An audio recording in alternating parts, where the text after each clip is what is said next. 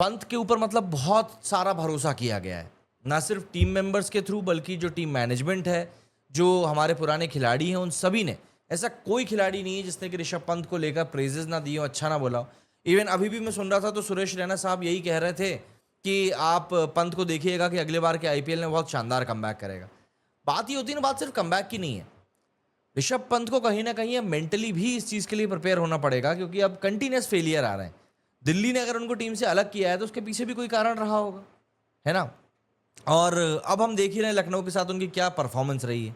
मतलब ऐसा लग रहा है कि बंदा टीम में होकर भी टीम में नहीं है, कप्तान होकर भी कप्तान नहीं है। और ऐसे में क्या होता है ना, सबसे बड़ी दिक्कत ये हो जाती है जब आप एज अ कैप्टन आप फेल हो रहे हो, चलो ये वो एक बात समझ में आती है, बट अगर आप कप्तान होने के साथ साथ एज अ प्लेयर भी फेल होते हो, तब आपके ऊपर जो सवाल खड़े होते हैं ना, उन सवालों का जवाब देना कोई आसान काम नहीं रहता है। इस मैच में भी आप देखो, इनके एडन मार्करम हो गया, निकलस पूरन हो गया, मिचेल मार्श हो गया, ये लोग चल गए। भाई ऋषभ पंत फिर फेल हो गया, वन डाउन आया था तीसरे नंबर के ऊपर, एक बहुत अच्छी पोजीशन है अपनी इनिंग को सेट करने के लिए, वो भी नहीं कर पा रहे हो आप।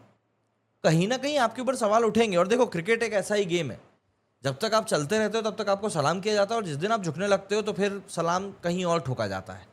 और यहाँ पर इस समय आप मतलब सीधे तौर पर ये कह सकते हैं कि ऋषभ पंत के साथ में ना चीज़ें जो हैं सही नहीं चल रही। आप कप्तानी का प्रेशर कह लो, आप पैसे का प्रेशर कह लो, आप प्राइस टैग का प्रेशर कह लो, आप कुछ भी कह लो, लेकिन पंत को इस बात को एक्सेप्ट करना पड़ेगा कि वो बहुत ज़्यादा इस समय स्ट्रगल कर रहा है।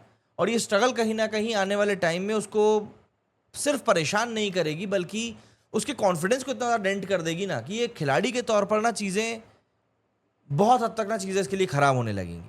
अंबाती रायडू का एक स्टेटमेंट आया था इसको लेकर, कि उसने कहा था कि I think more than anything it's just the clarity of what he wants to do, because Pant ideally for me is an opener in white ball cricket, because in the middle order he has not been great.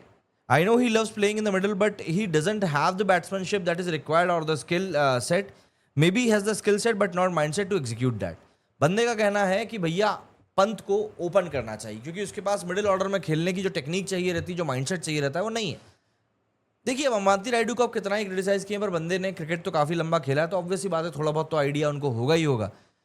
तो ऋषभ पंत को कहीं ना कहीं अब देखिए इन चीज़ों को try करना पड़ेगा, क्योंकि अगर आप एक ही ढर्रे के ऊपर चलते चलते बार बार फेल होने के लिए तैयार बैठे हुए हो, तो आपके फेलियर को देखना कोई नहीं चाहता है. लोग चाहते हैं अब इस बात को समझना कि यार तुम अगर फेल भी हो रहे हो तो फिर मतलब कुछ तो करके जाओ. आप अपनी आपकी टीम एक अच्छी पोजीशन पर थी, लेकिन आप क्योंकि कंटिन्यूस फेलियर आपके साथ खुद चल रहा है, तो जब टीम को ज़रूरत थी तब आप उन चीज़ों को उठा ही नहीं पाए. राशिद ने कहा है कि ऋषभ पंत की जगह पर जगह खाली है, इसकी वजह से निकलस पूरन रन नहीं बनाया. भाई वो बंदा इतना धुआंधारी खेलने वाला है जितना रुक रुक के खेल रहा था. हो सकता है भाई निकलस पूरन को कैप्टन भी बनाया जाने की बात चल रही थी, पर नहीं बनाया. आप क्या बोल सकते हैं. आयुष ने कहा आई थिंक पंत को प्रेशर है इतने सारे पैसे का, एंड गोयनका भी उसको बहुत प्रेशर देता होगा ड्रेसिंग रूम में शायद. देखो, गोयनका साहब जो है ना प्रेशर देते होंगे, लेकिन मुझको ऐसा लगता है वो बंदा ना एक स्पोर्ट्स एंथुजियास्ट है, और जो स्पोर्ट्स एंथुजियास्ट होते हैं ना, वो सवाल पूछने में कहीं भी पीछे नहीं हटते. और भाई मेरा तो बस यही कहना है कि सवाल पूछने का मौका तो आप खुद सामने वाले को दे रहे हो ना, आप खुद सामने वाले को दे रहे हो, तो आप परफॉर्म थोड़ा बहुत तो करो, इतना तो परफॉर्म करो कि सामने वाला कुछ बोल सके. लेकिन नहीं, आप परफॉर्म कर ही नहीं पा रहे हो. ये देखो, Goenka was like crying when Pant got out at 7 runs. भाई वो उठ के अंदर बालकनी में चला गया था. उसने कहा मेरे को बैठने का इच नहीं है, यहाँ पे मेरे को नहीं रुकना. ये खिलाड़ी जो है ये साला हर मैच में ऐसे ही आउट होता है और फोटो मेरी खिंचती है. मतलब पंत के आउट होने, पंत की फोटो कम खिंच रही है, गोयनका साहब की फोटो कम खिंच रही है. आप इसी से अंदाजा लगा लो कि क्या चल रहा है वहां पर. चीजें ऐसी थोड़ी ना खराब हो रही हैं. Pant should be considered as a lead comedian for Doordarshan flop show season 2. वो वहां पे भी फेल हो जाएगा मुझे लगता है. आउट ऑफ फॉर्म इतना बुरा है वो कि वो वहां पर भी फ्लॉप हो जाएगा, फ्लॉप शो में भी फ्लॉप हो जाएगा. अब ये दिल दे का मीनिंग मुझे नहीं पता.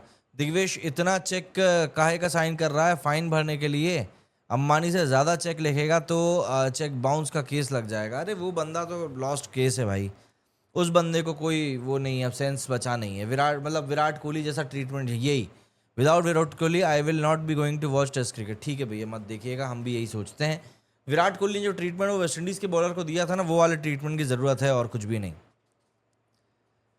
गोयनका साहब को देखना बहुत मज़ा लग रहा था भाई, बहुत हाँ, मायूस लग रहा था, मज़ा लग रहा था, पता नहीं क्या, लेकिन हाँ, आज उस बंदे का बिल्कुल थोबड़ा उतरा हुआ था और जिस तरीके से फिर वो उठकर अंदर चला गया बालकनी से, साफ समझ में आ रहा था कि इस बंदे को भी लग रहा है कि भाई हमारा तो यहाँ पर हो गया है काम तमाम और ये जो लड़के हमने टीम में भर लिए हैं ना, ये सिर्फ और सिर्फ गुड़ गोबर करने के लिए हैं और कुछ करने के लिए नहीं।